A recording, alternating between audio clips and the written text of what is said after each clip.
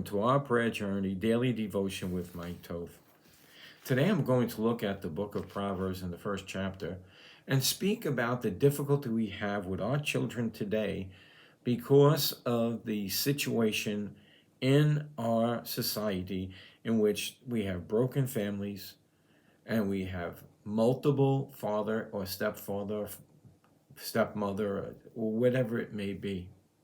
Listen to this verse and you can see the confusion that would go through a child's mind right away. Even if you don't know anything about the Bible, you can see this as being a problem.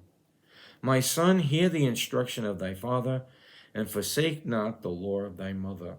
What a predicament to put a child in when you have a broken family. Is there any solution around this? Because if they take one side and listen to one thing, they have a problem going against the other parent. No, what these children need then, and I see it in my daily life, what these children need then is to know their real Father in heaven. Listen to this. The fear of the Lord is the beginning of knowledge, but fools despise wisdom and instruction. The parents can only follow God's law. If they're following it and the child sees it and they know about God, they will draw near to him, they will fear him, and not being frightened that God's going to strike them dead, but to be respectful of God's word, to see that it is the right way.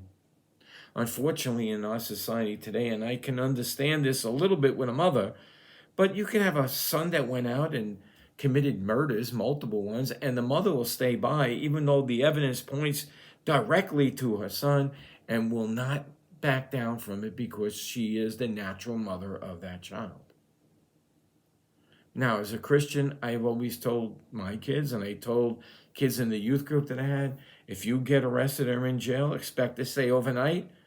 I won't bail you out, but I'll be there to help you. Why?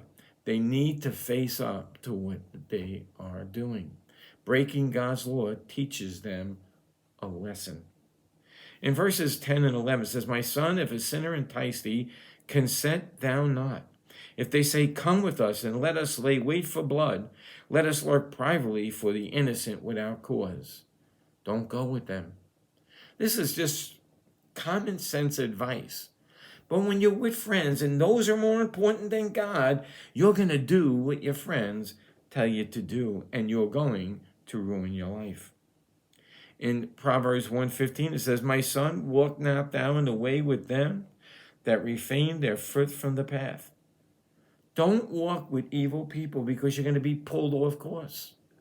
You see, even if the mother and father are not teaching them, if they are learning God's word and they are in a fear of God in that way that they respect him, they're not going to go far off course. God will be able to pull them out.